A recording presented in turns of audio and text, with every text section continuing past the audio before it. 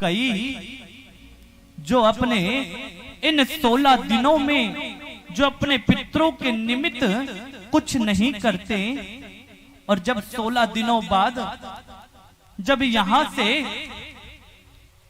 आर्यवन स्वामी जब सभी पितरों को ले जाते हैं, जो घर के पितृ तृप्त रहते हैं, जिनको खूब बढ़िया बढ़िया पकवान खाने को मिला है, और जब पूरे रास्ते वो पूरे मार्ग में प्रशंसा करते हुए जाते हैं कि हमारे परिवार ने ये खिलाया, हमें ये दिया, हमें ये मिला, और जिनके पितृ को कुछ नहीं मिलता, उदास होकर वो जैसे ही जाते हैं, जिनके पितृ तृप्त रहते हैं, उनके मुख से राल गिरती है। क्या गिरती है? राल।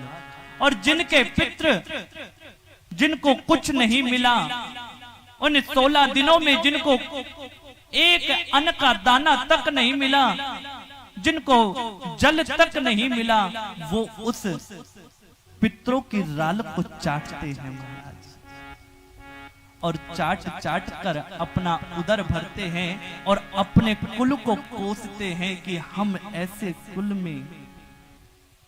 कुल में हमारे बालक हैं जो हमारे निमित्त भोजन तक नहीं निकालते, जल तक नहीं देते। यहां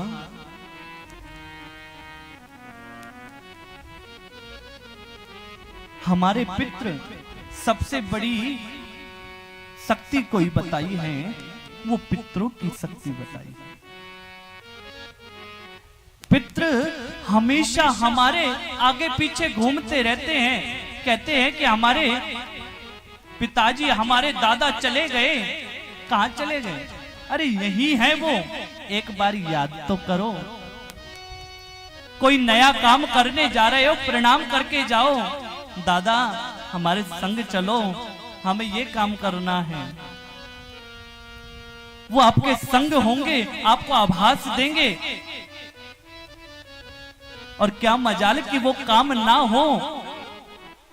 हर एक कार्यों में आपको पूर्ण तरीके से सफलता मिलेगी। विश्वास तो करो, विश्वास नहीं करते, दर दर जाकर खूब भटकते हैं, लेकिन हम अपने घर के देवताओं को नहीं मनाते।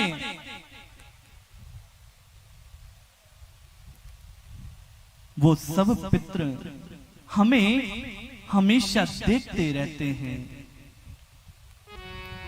हमारे आसपास ही रहते हैं, और हम बड़े ही सौभाग्यशाली हैं जो इन पितृपक्ष में हम अपने पितरों के निमित्त उनके निमित्त हम उनको श्रीमद्भागवत कथा श्रवण करा रहे हैं। और यही आसपास आपके पितृ होंगे और देखकर अपने आप को बड़ा गौरवशाली महसूस कर रहे होंगे कि हमारे कुल के ऐसे भी बालक हैं जो हमारे निमित्त भागवत पोथी विराजमान कर रखी, हमारे निमित्त हमें मोक्षार्थी के लिए, हमें शांति देने के लिए हमें कथा सुना रहे हैं। अपना सीना चौड़ा कर कर वो पितृदेव अपने आप को बड़ा गौरवशाली महसूस कर रहे हैं। और जिस कुल में कोई बालक इन 16 दिनों में कोई अभद्र काम कर दे, मदिरा आदि पान कर ले, या आप शब्द बोले, घर में लड़ाई आदि करें, क्रोध ही क्रोध 24 घंटे रखें, गृह कलेश बनाए रखें, उस घर में तो पितृ भी प्रसन्न नहीं, रुष्ट होकर श्राप देकर चले जाते हैं। कि हमारे कुल में ऐसे भी हैं, अपने आप को कोसते हैं कि हमारे कुल में ऐसा भी बालक हुआ है।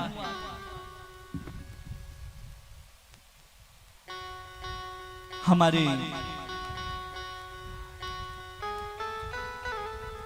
और आप सबके साथ से ऐसा भव्य अटेली मंडी ताजपुरिया धर्मशाला में ऐसा सुंदर कार्य आप सबके साथ से ही पूर्ण हो पा रहा है।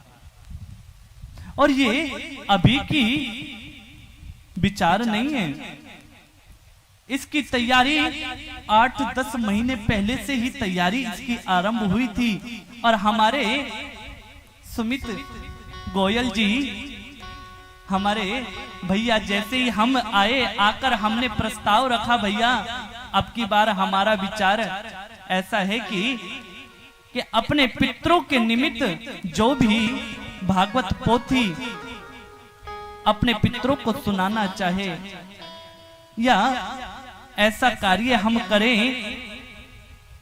और सच कहें, सुनते ही सुमित भैया ने कहा, महाराज आप करो, हम आपके पीछे हैं, आप आगे बढ़ेंगे। और महाराज जैसे ही हम परसों जैसे ही यहाँ आए, हमारे बाबूजी चेतन प्रकाश गोयल जी दुकान पर बैठे थे। एक बात उन्होंने कही, महाराज जी इस कार्य में किसी प्रकार की कोई कमी नहीं आनी चाहिए, आप चिंता मत करो। अटेली बासी बड़े बड़े दिल हैं सबके, आप प्रसन्न होकर जाओगे और सब आपके साथ है, आप कार्य करो। बहुत आप सबके साथ थे और आप सबके ही ये कार्य हैं। जैसा होए, यहाँ रोज प्रतिदिन दोनों समय का हमारे भंडारी भोजन आदि ब्राह्मणों के लिए सुंदर भोजन की व्यवस्था बना रहे हैं। जिनको भी अपने पितरों की पुण्य तिथि पर यहाँ भोजन आदि कराना हो तो यहाँ सब व्यवस्था है। हमारे सुमित भैया से आप संपर्क कर सकते हैं, या इस धर्म कार्य में पितरों के निमित्त आप कुछ भी करना चाहे तो आप संपर्क कर सकते हैं। आप उनसे पूछ सकते हैं, आपका थोड़ा सा भी दिया हुआ सीधा आपके पितरों को प्राप्त होगा, पितरों को लगेगा। और जैसे ही कहते हैं, हमारे घर में जो ब्राह्मण देवता आए ना भोजन करने, वो भी वेद पाठी ब्राह्मण होए, संध्या बंदर करने वालों होए, लेकिन आज के समय में कहाँ हैं? आप सबके अटेली वासियों का सौभाग्य है जो विप्रगण उस ब्रज भूमि से पधारे हुए वेद पाठी ब्राह्मण यहाँ पधारे हैं। आप सब उनका लाभ उठाएं। जैसे ही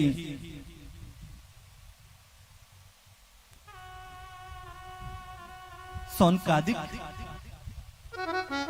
ऋषि सूत जी महाराज उनको बताते हैं कि सुखदेव जी महाराज जैसे ही राजा परीक्षित को कथा सुनाने के लिए तत्पर हुए, आकाश मार्ग से सब देवता आए, हाथ में अमृत का कलश लेकर आए। आकर सुखदेव जी महाराज से कहने लगे, महाराज आप एक कृपा करें, क्या ये अमृत का कलश राजा परीक्षित को पिला दें और ये भागवत रूपी जो कथा है वो हम सबको सुना दें। राजा परीक्षित के बारे में जैसे ही सुखदेव जी ने सोचा कि देवताओं आप कितने बड़े स्वार्थी हो,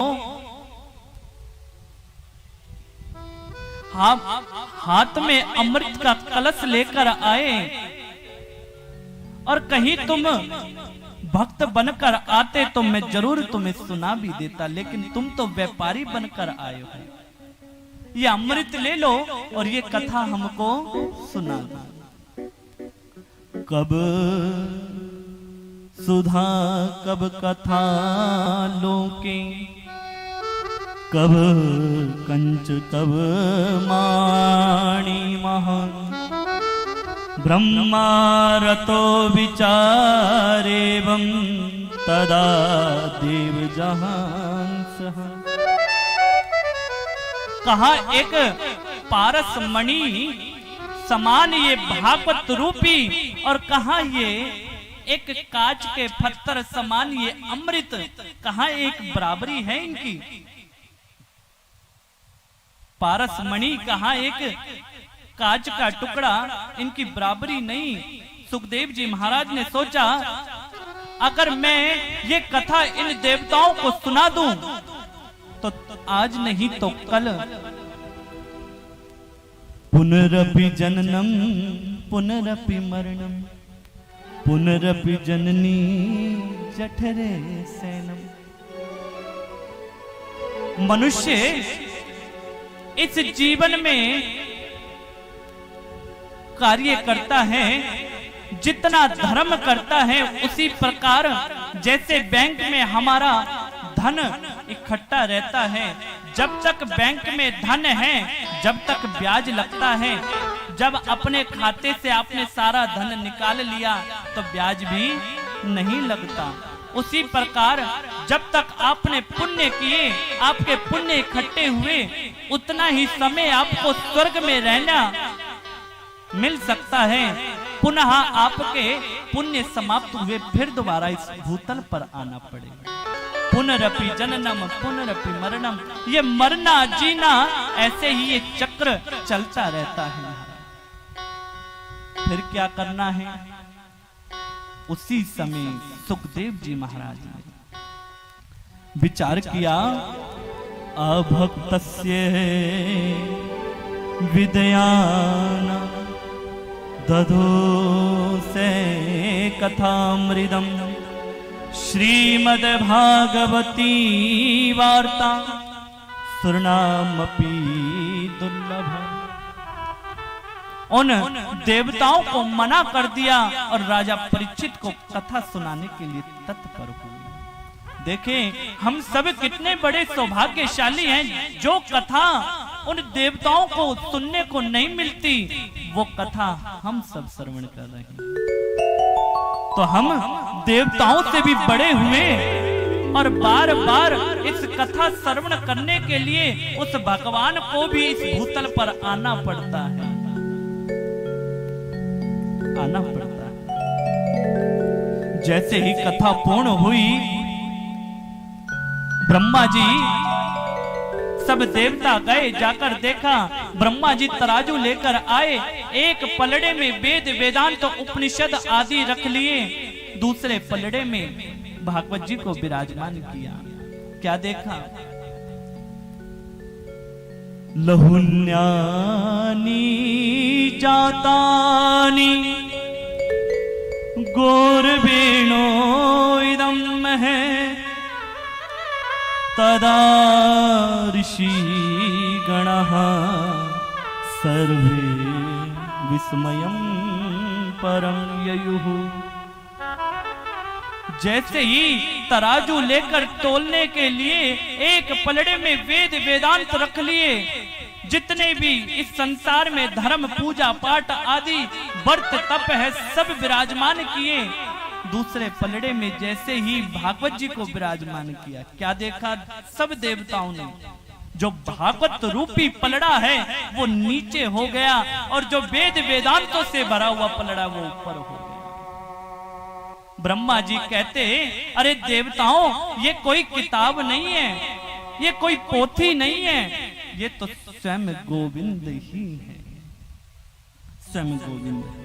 श्रीमद् भागवतो साख्यो परीक्षति कृष्ण एव ही, ये तो स्वयं गोविंद। एक बार भ्रमण करते हुए नारद जी का मन विचलित हुआ और मन विचलित होकर बद्रीनाथ धाम में जाकर उदास होकर बैठ गए। सौनकादिक ऋषि गए, जाकर देखा नारद जी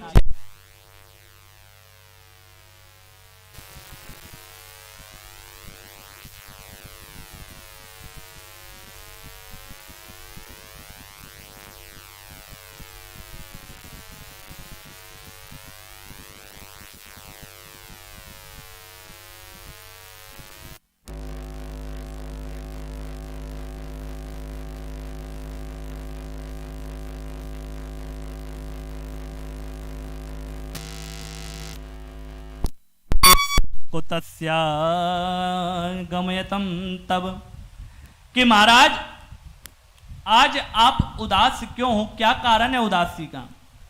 तो नारद जी कहते हैं कि इस संसार की मैंने खूब यात्राएं करी, यात्रा करते हुए मैं खूब तीर्थ आदियों में गया, लेकिन मेरे मन में कहीं शांति नहीं मिली, मुझे कहीं पर भी शांति नहीं मिली। अहं तु पृथ्वती यातो ज्ञात्वा सर्व ताममीति पुष्करम चे प्रयागम चे काशी गोदावरी तथा।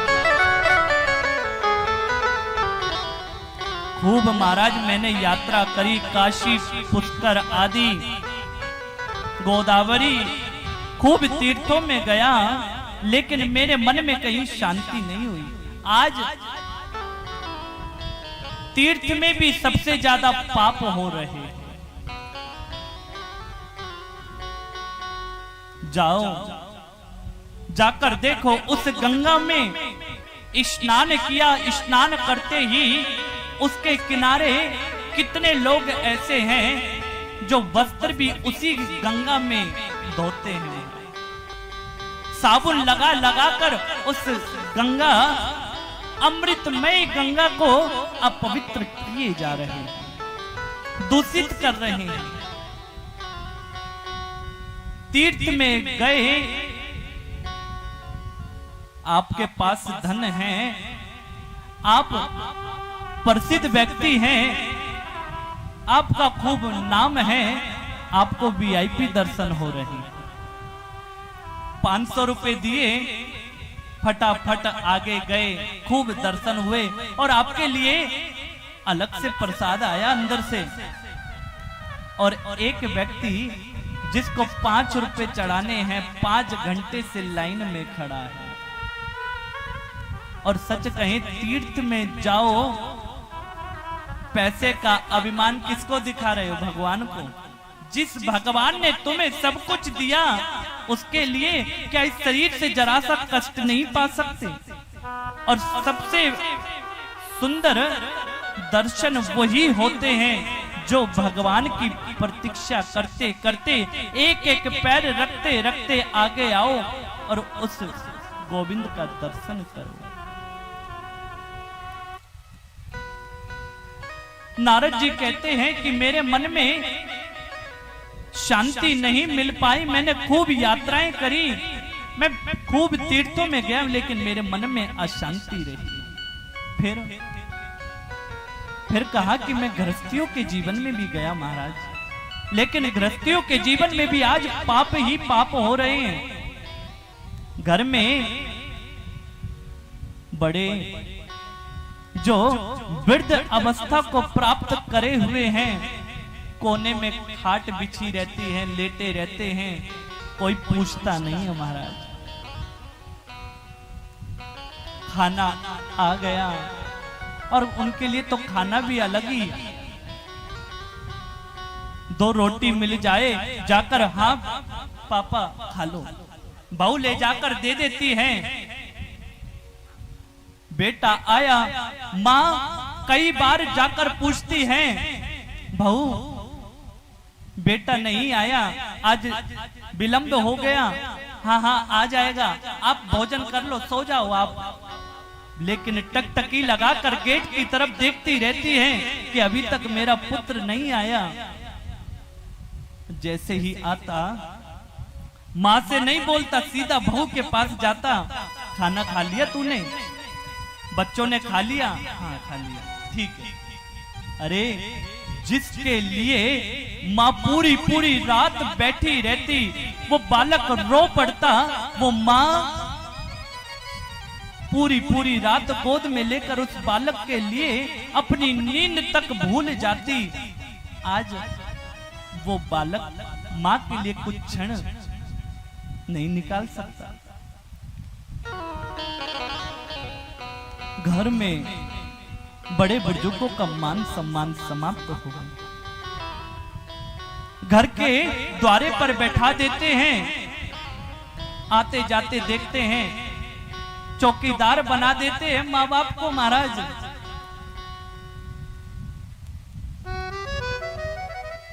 कोई नया कार्य करे, कोई काम करे, माँ बाप की कोई सलाह नहीं लेता।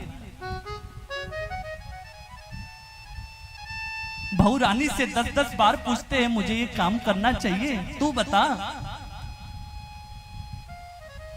और तब भी अच्छा मैं क्या बताऊं, मेरे भैया बड़े समझदार हैं, उनको बुला लो तो सही रहेगा। साले साहब को चिट्ठी लिखी जाती है, महाराज हम ये व्यापार करना चाहते हैं। साले साहब अपना विचार भेजते हैं। हाँ आजकल तो फोन हो जाए बिल्कुल। और हमारे ब्रिज में तो कहें दीवार बिगाड़े आड़ो और घर बिगाड़े। जिस घर में साले साहब की चलने लगे वो घर कभी पनप नहीं सकता।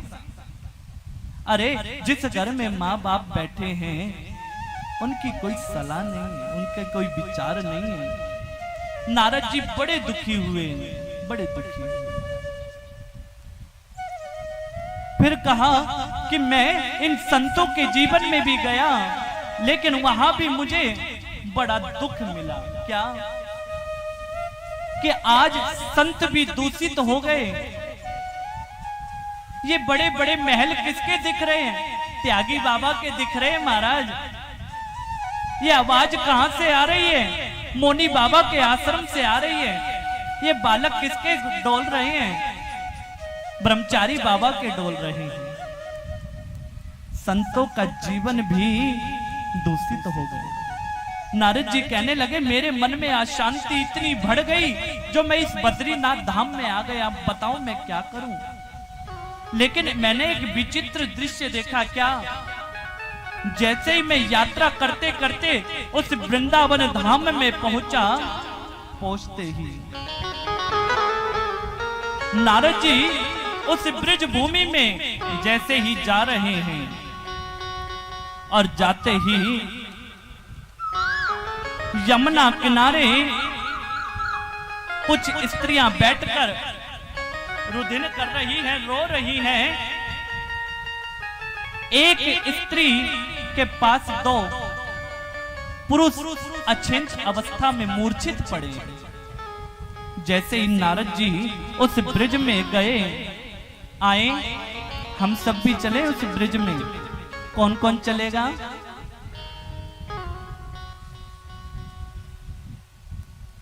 मन से हम सब उस ब्रिज में, उस वृंदावन धाम में चले।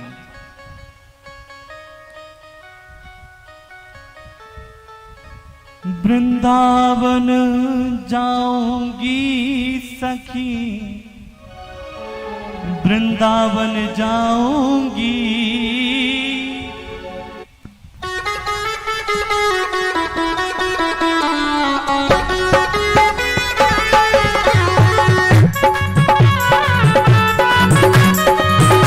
वृंदावन धाम की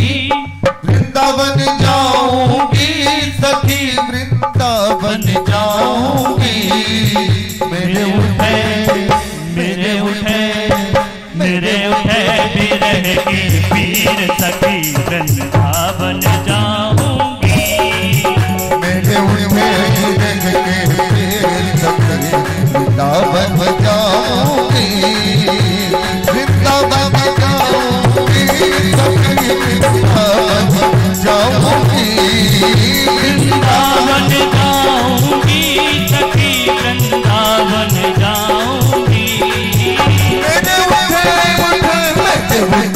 रह के पीर सखी पावन जाऊंगी, मेरे उससे भी रह के पावन जाऊंगी।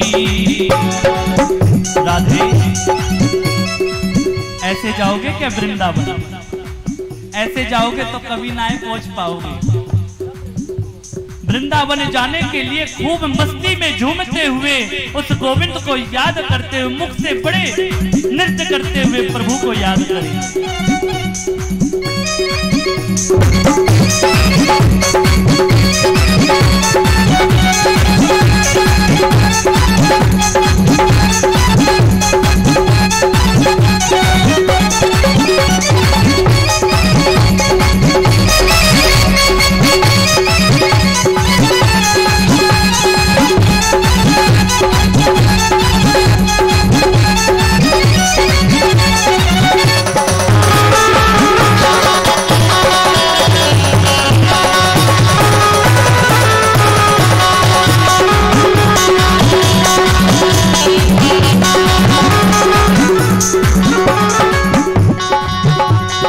शाम सलोनी सूरत की दीवानी हो गई, शाम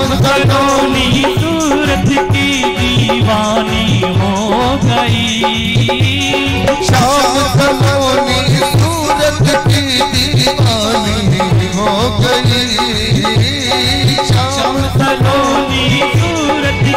दीवानी हो गई।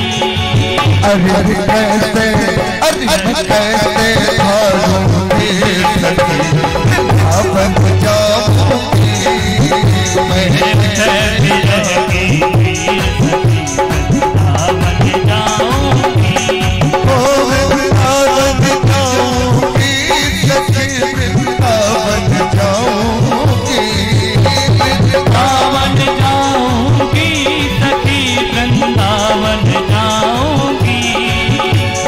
मुरली बज मुरली बज मुरली यमुना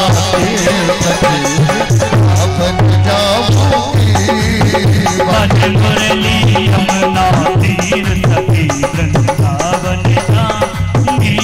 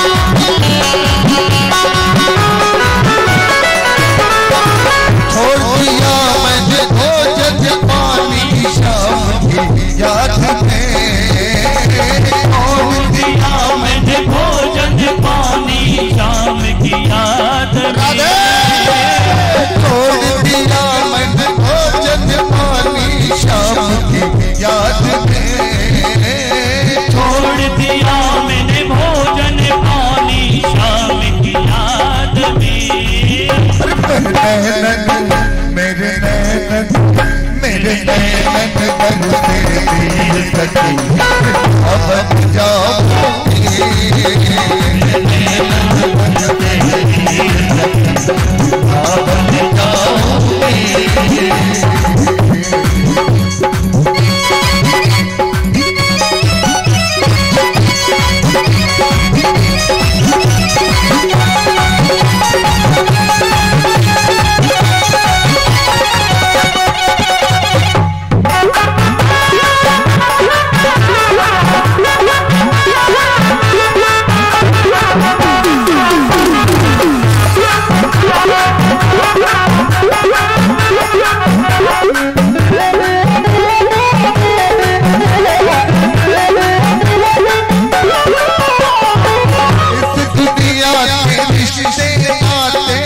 सब भी छोड़ दिए, दुनिया के रिश्ते नाते सब ही छोड़ दिए, इस दुनिया के रिश्ते नाते सब भी तोड़ दिए, इस दुनिया के रिश्ते नाते सब ही छोड़ दिए। तुम्हें कैसे तुम्हें कैसे तुम्हें कैसे दिखाऊं चीर सके अब मैं जाऊंगी, तुम्हें कैसे दिखाऊं चीर सके अब मैं जाऊंगी।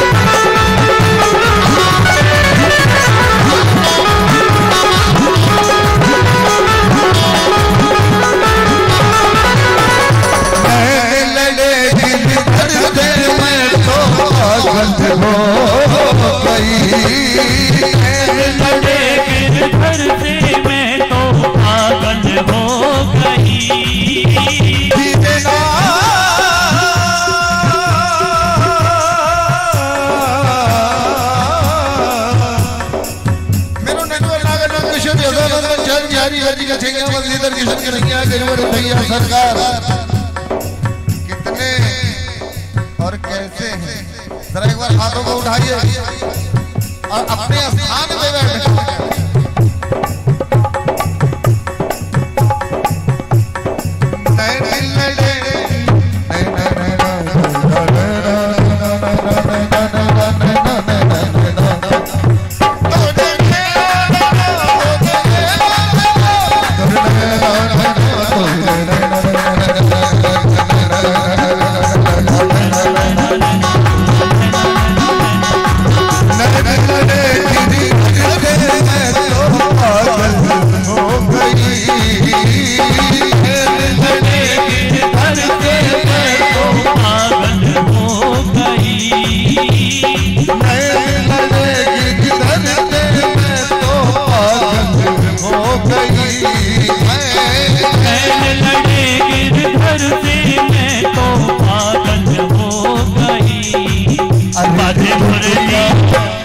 मुरली यमुना तीर अब जाऊंगी भाई दुनिया सारी भाई सच्ची अब जाऊंगी वृंदावन जाऊंगी सखी वृंदावन जाऊंगी वृंदावन जाऊंगी सखी वृंदावन जाऊंगी मुरली अपना जाऊंगी मुरली यमुना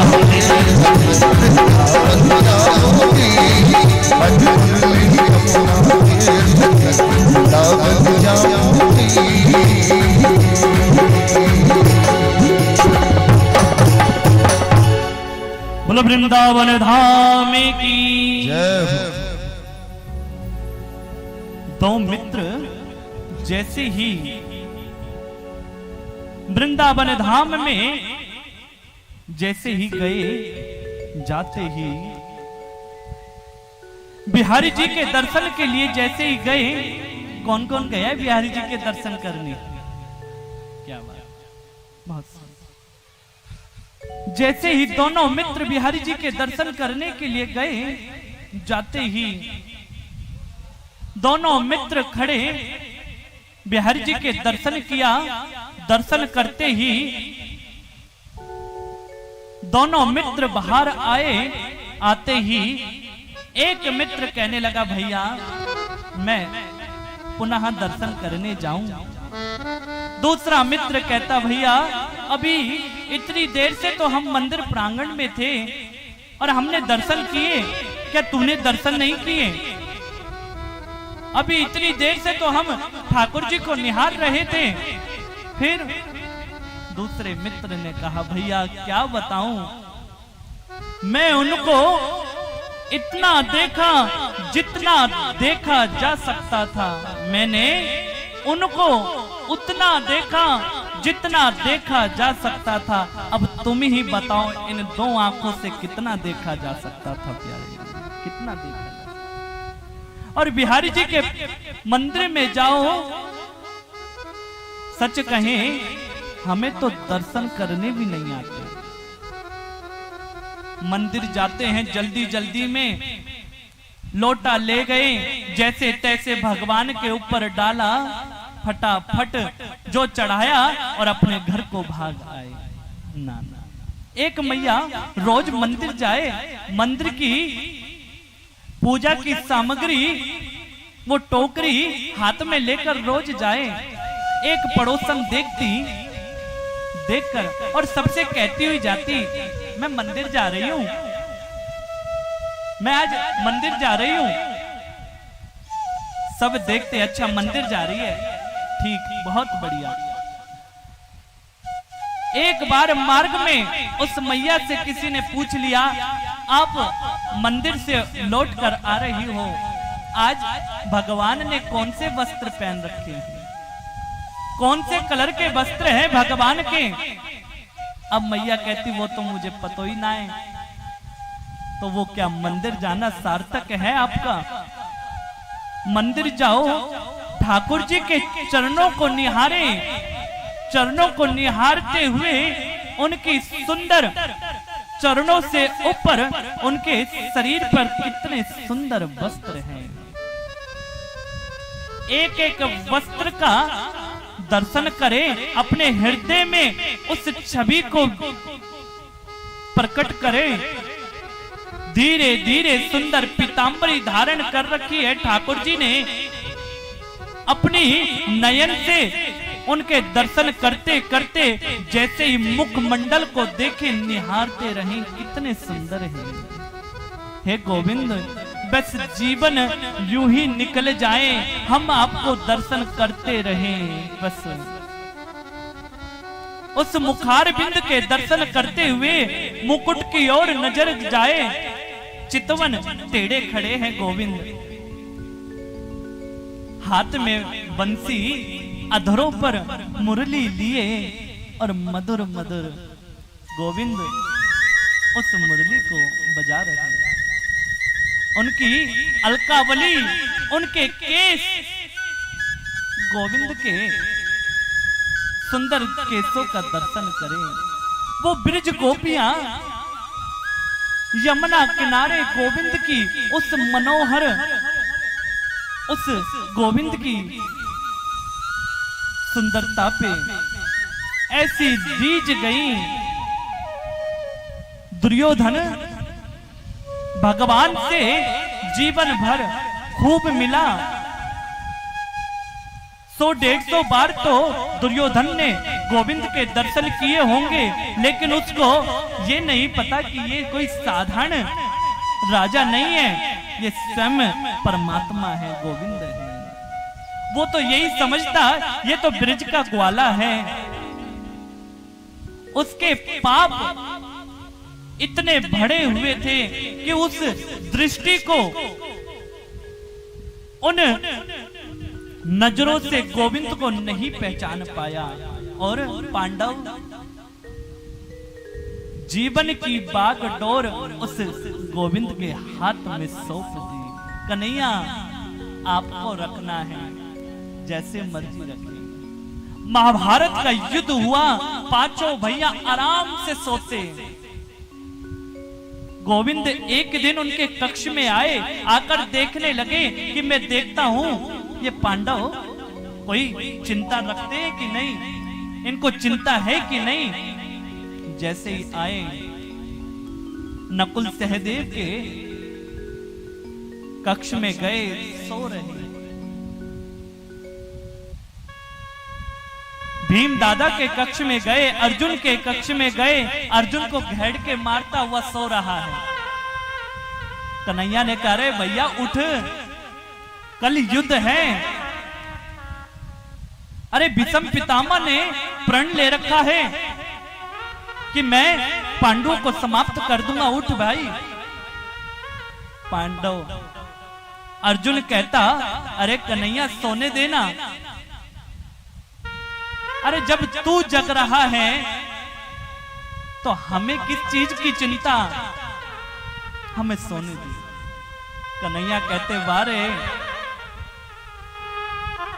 अर्जुन कहता, जब जीवन की सब कुछ हमने आपके हाथ में सौंप दिया, चाहे जैसे मर्जी रखो गोविंद, हार भी हमें स्वीकार है और जीत भी हमें स्वीकार है। कुछ भी पास ना होकर भी एक विश्वास था और विश्वास पर ही उन पांडवों की विजय हो। गोविंद थे साथ में। जैसे ही नारद जी उस ब्रजधाम में आए, आते ही जैसे ही देखा, देखते ही क्या कहते हैं कि महाराज उस यमुना किनारे कुछ स्त्रियां बैठकर रुधिन कर रही हैं, सब दुखी हैं। जैसे ही मैं जाने लगा, एक स्त्री दौड़ती हुई आई, भो भो साधु क्षेम तिष्ठः, हे साधु रुक जाएं आप। मैंने पूछा, हे देवी आपका परिचय, आप कौन है?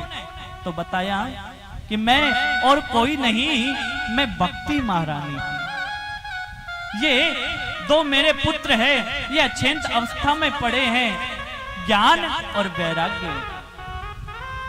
मैंने खूब भारत की खूब यात्राएं करी, कहीं मुझे सम्मान मिला, कहीं अपमान मिला। खूब मैंने भ्रमण किया। मैं जब वृद्ध थी, मेरे दोनों पुत्र किशोर अवस्था में थे। जैसे ही मैं ब्रजधाम में आई, आते ही मैं जो वृद्ध थी मैं किशोर हो गई, और जो मेरे पुत्र किशोर थे ये वृद्ध होकर मूर्छित होकर भूमि पर गिर पड़े। अब बताओ, एक माँ के लिए कितना बड़ा दुख है कि उन्हीं के बालक उसी के सामने वृद्ध हो जाएं, मूर्छित हैं। हे साधु, हे नारद, आप मेरे इन बालकों के दुख का कारण बताओ, इनके दुख के लिए कोई उपाय करो। अब बताओ सनत कुमार, अब हम क्या करें? कहा कि आप चिंता क्यों करते हो महाराज, आप पुराण सुनाओ, श्रीमद् भागवत कथा सुनाओ। नारद जी हंसने लगे, अरे मैंने वेद वेदांतों का पाठ कर लिया, गीता पाठे मुहुर्मुहुः, मैंने बार बार गीता का भी पाठ किया, लेकिन जब तक पाठ करूं जब तक तो वो जीवित होते रहें, और जैसे ही पाठ को मैं विराम दूं फिर मूर्छित होकर पृथ्वी पर गिर पड़े। जब मैंने वेद वेदांतों का पाठ कर लिया, फिर ये भागवत क्या करेगी? और उसी समय आकाशवाणी भी हुई, सत्कर्मा सूचको नूनम ज्ञान यज्ञ स्मृतो बुद्धि श्रीमद् भागवती लापः शैतो गीता सुकादिभिः। कि महाराज ये भागवत क्या करेगी? जब मैंने वेद वेदांतों का पाठ किया। उसी समय सनत कुमार कहते, एक कल्प वृक्ष, वेद रूपी कल्प वृक्ष का पका हुआ फल ही ये श्रीमद् भागवत कथा है। ये पांचवा वेद है। जीव इसमें वेद वेदांतों का सार है। जो जीव जीवन में एक बार भी भगवान का नाम ना ले और जीवन में श्रीमद् भागवत कथा श्रवण कर ले, उसके जीवन भर के पाप नष्ट हो जाते हैं। अकाल मृत्यु कोई मरा हुआ हो, जिनकी किसी प्रकार से कोई गति ना हो रही हो, घर में प्रेत बाधाएं आदि हो, उन प्रेतों को भी ये श्रीमद् भागवत कथा 7 दिन में मुक्ति प्रदान करने वाली कथा है। ऐसी ये श्रीमद् भागवत कथा नारद जी आप भक्ति महारानी ज्ञान वैराग्य के लिए सुनाओ। जैसे ही सुनाओ। महाराज कैसे सुनाएं? तो बताया, आप कहा कि महाराज अब हमारे पास तो कुछ नहीं है, लेकिन कथा के लिए खूब धन चाहिए। बिना धन तो कथा भी नहीं हो सकती, हर चीज में धन लगता है। नारद जी विचार करने लगे। सनत कुमारों ने कहा, चिंता क्यों करते हो, थोड़ी दूर भक्ति ज्ञान वैराग्य को लेकर आओ, थोड़ा हम नीचे उतरते हैं। हरिद्वार में आनंद घाट पर, वहां किसी चीज की आवश्यकता नहीं, एक वट वृक्ष है जिसकी छाया बड़ी दूर तक रहती है, जो ऊपर किसी चीज की कोई जरूरत नहीं, खूब धूप से हमें बचाती है। मां गंगा के जल से वहां की बालू बड़ी शीतल रहती है।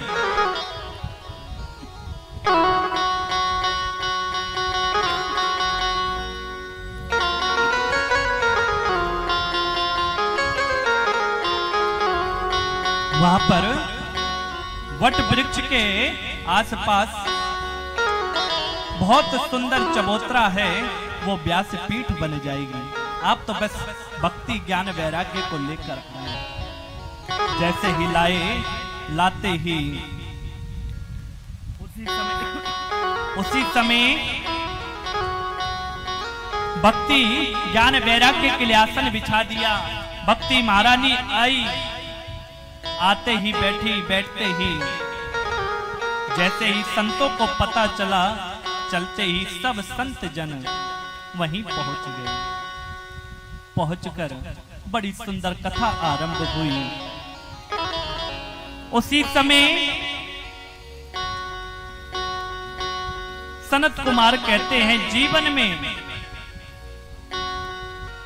उसी समय जो मानव जीवन भर पाप ही पाप करता हो, उसकी भी गति ये श्रीमद् भागवत कथा कर देती है।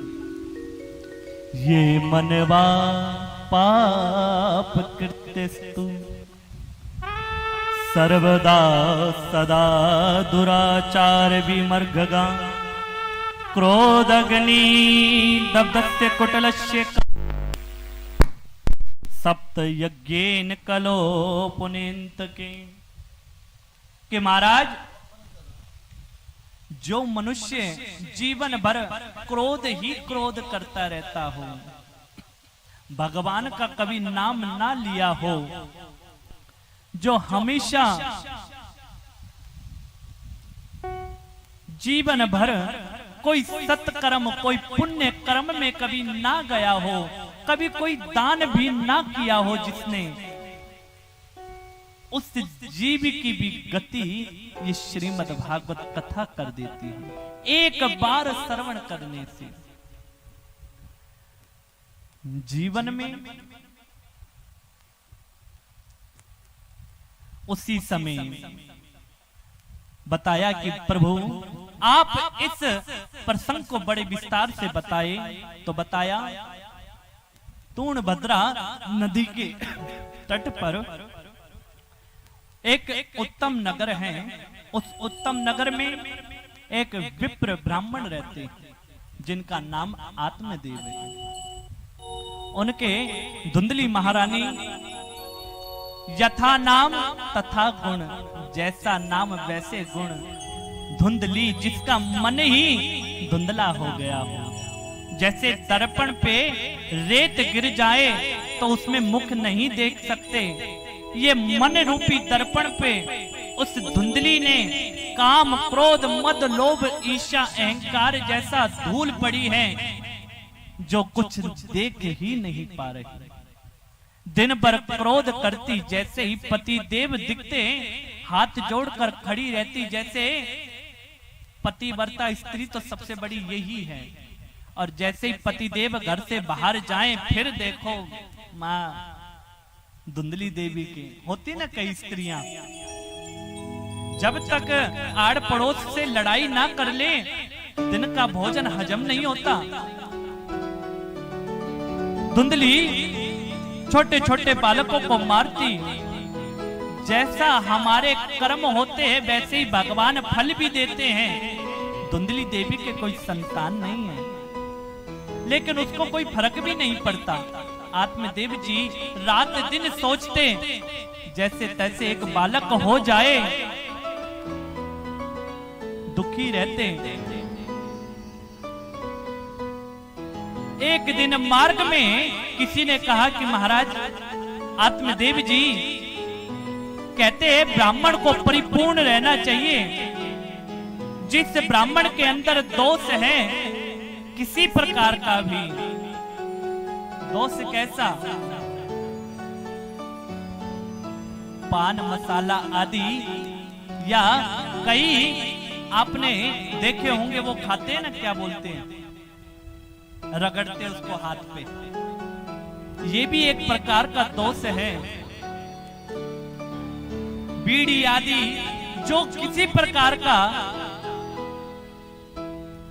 नशा आदि करते हो वो दोष के समान है। इस 16 दिनों में ध्यान रखें, अपने घर पर अपने पितरों के निमित्त ऐसे विप्रों को बुलाएं, ऐसे ब्राह्मण को बुलाएं जिनके अंदर किसी प्रकार का दोष ना हो, तो ही आपका वो भोजन आपके पितरों को प्राप्त होगा। किसी प्रकार का कोई दोष ना हो। आत्मदेव जी के पास आकर वो व्यक्ति कहता कि हमने सुना है आपने गौ माता रखी, वो भी बांझ हो गई आपके घर में, तुलसी का पौधा लगाया वो भी सूख गया। अरे महाराज आप तो सबको पुत्र वधु भव का आशीर्वाद देते हो, संतान प्राप्ति का आशीर्वाद देते हो, आपके स्वयं के संतान नहीं है तो आपका क्या आशीर्वाद लगेगा। ब्राह्मण स्वयं में परिपूर्ण हो तब दूसरे को आशीर्वाद दे सकता है। जब स्वयं में कुछ जानता ना हो, स्वयं बोलने के लिए तो हो लेकिन खुद पर लागू ना करे तो फायदा नहीं। बात वही है। एक बार एक पंडित जी कथा कर रहे थे सत्यनारायण की। उनकी देवी जी विचार हुआ कि पतिदेव बहुत सुंदर कथा करते हैं कि आज मैं भी जाऊं। गई, सुंदर श्रृंगार करके उनके पतिदेव सत्यनारायण की कथा कर रहे थे। कथा में बताया कि आज के दिन बैंगन की सब्जी बनानी नहीं चाहिए। अब वो पंडितानी जी सोचने लगी घर पे तो मैंने बैंगन की सब्जी बनाने के लिए तैयार करके आई हूं, अब मैं क्या करूं। कथा पूर्ण हुई। कथा पूर्ण करके जल्दी जल्दी अपने घर दौड़ी और दौड़कर वो जो सब्जी बनाई थी जाकर सारी फेंक दी। पंडित जी आए, कथा पूर्ण करके दक्षिणा आदि लेकर आए। आकर कहने लगे लाओ देवी भोजन लियाओ। लाए, थाली में खाली रोटी लेकर जैसे ही देवी जी आई कहने लगे क्या बात, आज कुछ सब्जी बनाई नहीं, क्या हुआ। कहा बनाई तो थी लेकिन आपने कथा में कहा कि आज बैंगन नहीं खाना चाहिए इसलिए मैंने फेंक दी। पंडित जी ने हाथ जोड़ लिए, देवी ये ज्ञान तो दूसरों के देने के लिए है, खुद पे लागू नहीं होता। पहले अपने अंदर उस ज्ञान को चिंतन करो, मनन करो, अपने जीवन में उतारो, तब दूसरे को हम ज्ञान दे सकते हैं, जब दूसरे को हम आशीर्वाद दे सकते हैं। अब कोई स्वयं पान मसाला गुटखा आदि खाता हो, दारू पीता हो और दूसरे आदमी को कहे कि भाई दारू नहीं पीनी चाहिए, कोई मानेगा? जो स्वयं में दूषित है वो दूसरे को क्या ज्ञान देगा? उसी समय आत्मदेव जी बड़े दुखी हुए, रोते हुए, हमें किसी प्रकार का दुख होए परिवार को चिंता नहीं होती, लेकिन सबसे ज्यादा पड़ोसियों को चिंता होती है। उसकी बात ऐसी लगी, दौड़ कर गए, जैसे ही नदी में कूदने लगे, अपना शरीर त्यागने लगे, संत आ गए, संत से मिलन हुआ, जिद करी, उनकी झोली से प्रसाद लिया, दौड़ कर आए, धुंधली देवी को दिया कि देवी इस प्रसाद को आप पा लें। इस प्रसाद को पाते ही संत की प्रसादी है, पुत्र होगा, हमें संतान होगी। धुंधली देवी ने सोचा कि इस प्रसाद को पालूं तो पता नहीं क्या होगा, आज से पहले मैंने किसी बालक को जन्म तो दिया ही नहीं है, क्या करूं? सहेली बताएगी। जब माताओं को कुछ समझ में नहीं आता तो पड़ोसन के पास भागती हैं। गई, जाकर पूछने लगी, बहन मैंने आज तक किसी बालक को जन्म नहीं दिया, लेकिन तूने कई बालकों को जन्म दिया है, कैसा लगता है? कहा क्या बताऊं, 9 माह ना कुछ खा सकते ना कुछ पी सकते, शरीर की भी सुध नहीं रहती, ना अच्छी तरह चल सकते, मन बेचैन रहता है, मन दुखी रहता है, ना चल सकते ना फिर सकते, ना लेट सकते ना बैठ सकते, बड़ी परेशानी रहती है। धुंधली देवी ने सोचा अब इस फल को मैं खा लूं, मेरा गर्भ ठहरेगा और उस समय मेरे घर में चोरी हो जाए तो मैं उन चोर के पीछे तो भाग ही नहीं सकती, और कहीं मेरे घर में आग लग जाए सब तो भाग जाएंगे, मैं स्वयं जल जाऊंगी, और इतनी पीड़ा पाकर मुझे पुत्र प्राप्ति हो तो मुझे पुत्र नहीं चाहिए। फिर बहन तेरे गर्भ में बालक है, हाँ है, तो ऐसा क्यों ना करें, तेरे घर में कोई धन का बड़ा अभाव है, मेरे पास धन खूब है, तो मैं धन दे देती हूं और तू मुझे अपना पुत्र दे दे। ऐसा ही हुआ, पुत्र मिला। इस फल का क्या करें, इसको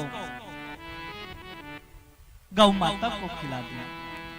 जो आत्मदेव जी के घर में गौ माता बांझ पड़ी थी, उसके खोर में डाल दिया, उस गौ माता ने उस फल को पाया, पाते ही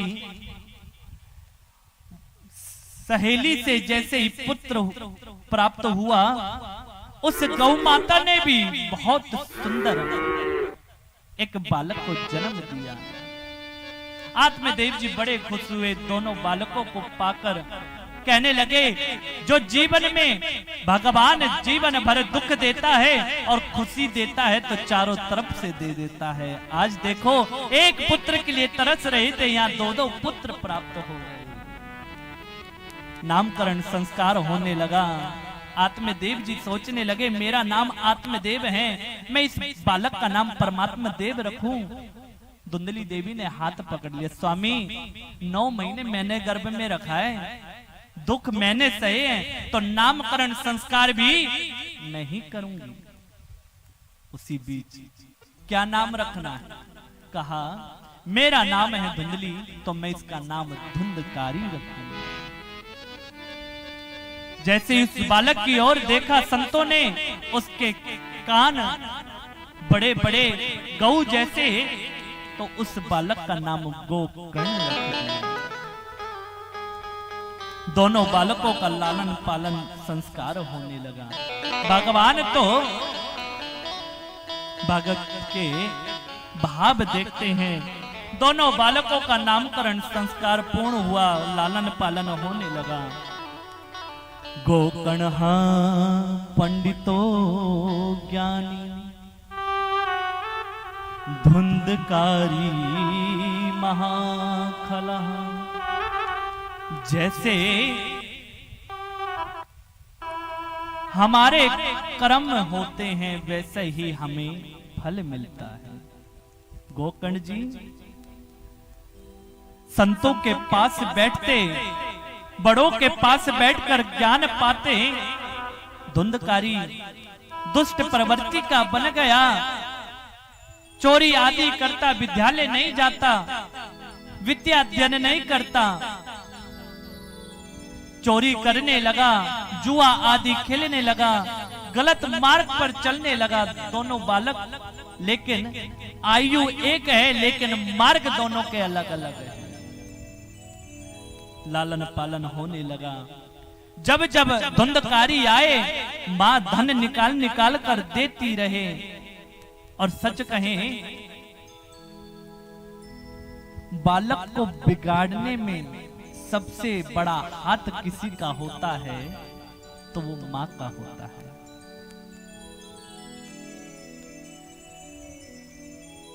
मां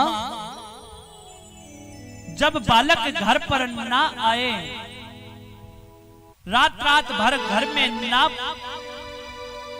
आए, और जब अपने पति से बात छुपाने लगे, अपने बालक की बात अपने पति को ना बताए, तो समझ लो वो मां नहीं है, सबसे बड़ी शत्रु है उस पुत्र के लिए। धुंधकारी धन लेने आता, धुंधली धन निकाल निकाल कर देती रहती। गलत मार्ग पर ऐसा चलने लगा। और मैं कहा करता हूं, आप कथा में आओ, अपने छोटे छोटे बालकों को लेकर आए, अपने छोटे छोटे बालकों को सुंदर कथा सुनाएं। और भागवत जी में तो एक बात बहुत सुंदर कही है, बालक को संस्कार देने हैं, आज से ही आरंभ करें। जब हम अपने बालक को अच्छे संस्कार नहीं दे पाएंगे, ये धन कमाना, धन भी उतना ही सार्थक है जितना परिवार का भरण पोषण हो सके। और ज्यादा धन तो आपको भी परेशानी देगा और आपके परिवार को भी परेशानी देगा। जीवन में धन कमाओ, व्यापार करो, अच्छी बात है, धन बिना भी कोई कार्य नहीं हो सकता, लेकिन उस धन को कमाते कमाते उस परमात्मा को भूल जाना, वो सबसे बड़ा अपराध है, सबसे बड़ा अपराध। माता शत्रु पिता बैरी, एन बालो न पटितहा। इस संसार में उस बालक के सबसे बड़े शत्रु कोई है तो वो माँ बाप है। हम सोचते हैं अपने बालक को अच्छे विद्यालय में भेजें, बड़े से बड़े स्कूल में जाए, बस लेने आए, बड़े से बड़े इंग्लिश मीडियम में हम अपने बच्चों को पढ़ाएं, कॉलेजों में पढ़ाएं, यहां तक कि विदेश भेज दें। लेकिन आपने जीवन भर खूब धन अपने बालकों के ऊपर लुटाया, खूब विद्या अध्ययन कराई, लेकिन सबसे बड़ा जो उस बालक के जीवन में जो सार्थक है, जो धर्म है, जो अपने संस्कार है, वो नहीं दे पाए, सब व्यर्थ है। एक समय ऐसा आएगा आपको ले जाकर वृद्ध आश्रम में छोड़ आएंगे बालक। क्यों? क्योंकि वो संस्कार नहीं दे पाए, और जब आज अपने बालकों को मंदिर लाओगे, धर्मशाला कथाओं में लाओगे, कच्ची माटी है। आज देखेंगे माँ मेरा हाथ पकड़कर कथा में लाई, तो आप जब वृद्ध हो जाओगे, वो बालक युवा होंगे, तब वो छवि रहेगी याद कि माँ मुझे बचपन में मंदिर ले जाया करती थी। जब आप वृद्ध हो जाओगे, चलने में असमर्थ रहोगे, वही बालक कहेंगे माँ चलो मंदिर ले चलूं मैं। आपका हाथ पकड़कर मंदिर ले जाएंगे। जब आज आप ही अपने बालक को सही संस्कार नहीं दे पाओगे तो बाद में तो रोना ही पड़ेगा। ऐसा ही धुंधकारी के साथ हुआ। धुंधली देवी को जीवन भर रोना पड़ा। अंत समय जब धन समाप्त हो गया, धुंधकारी ने गोकर्ण जी को मारने का प्रयत्न किया। उसी समय जैसे ही मारते ही वही बात याद आ गई। संत ने कहा था ऐसा पुत्र लेकर क्या करोगे जो जीवन भर रोना पड़ेगा। बात याद आ गई। गोकर्ण जी आए, सुंदर ज्ञान दिया। वन में गए, जाकर भागवत जी का आश्रय लेकर भगवान के चरणों में लीन हो गए। धुंधली कुएं में कूदकर समाप्त हुई। धुंधकारी वैश्याओं को ले आया और वैश्याओं को लाकर आज राजा के यहाँ चोरी करी। रात्रि में वैश्याओं ने ही उसको मार दिया।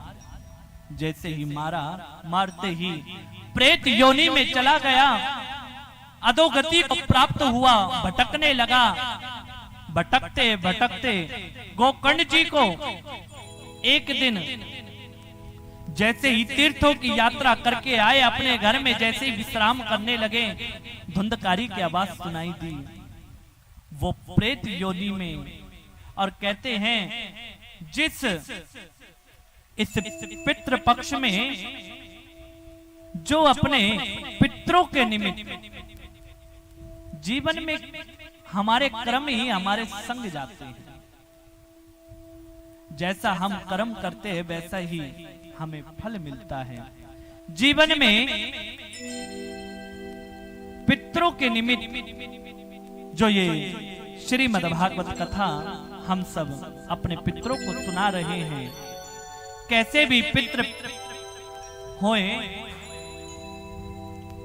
प्रेत बाधा आदि जिन्होंने अपने पितरों के निमित्त कुछ भी ना किया हो और वो अपने पितरों को श्रीमद्भागवत कथा श्रवण करा दे, बहुत ही सौभाग्य की बात है। बोलो भागवत महापुराण की। आए ये भागवत कथा समय क्या है? 2 बजे से 5 बजे तक। आप सभी ज्यादा से ज्यादा संख्या में पधार कर इस पितरों की मोक्षार्थी के लिए कथा श्रवण करें, पितरों को कथा सुनाएं। और इन 16 दिनों में हमें ऐसा क्या करना चाहिए जिससे हमारे पितृदेव प्रसन्न हो जाएं। आपको कल कथा में श्रवण सुनने को मिलेगा। हमें ऐसा भोजन में ना बनाएं जिससे हमारे पितृ रुष्ट हो जाएं। ऐसा हम क्या बनाएं जिससे हमारे पितृ और ज्यादा प्रसन्न हो जाएं। हमें क्या करें, और जिस परिवार में पितृ दोष आदि परेशानी होती है, कल आपको कथा में बताया जाएगा कि इन 16 दिनों में उपाय करने से उन पितृ दोष के जो क्रोधित पितृ हैं वो भी शांत हो जाएं और आपके परिवार में खूब खुशहाली, वैभव आदि संपदा आदि की खूब वृद्धि हो, पितृ देवता का आशीर्वाद आप सबको प्राप्त होए। आप सब खड़े हो जाएं, आरती। और हमारे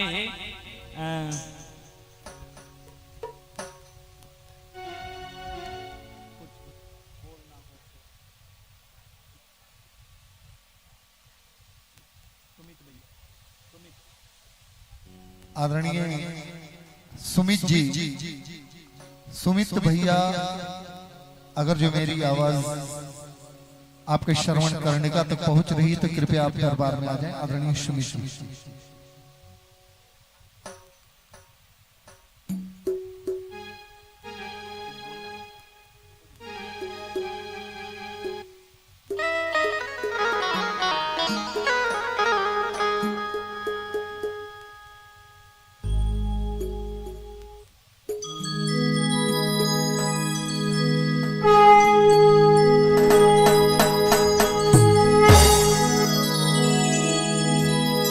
आरती गाऊं प्यारे, आपको मनाऊं, शिवा के बिघाए तेरी आरती गाऊं, के बिघाए तेरी आरती गाऊं,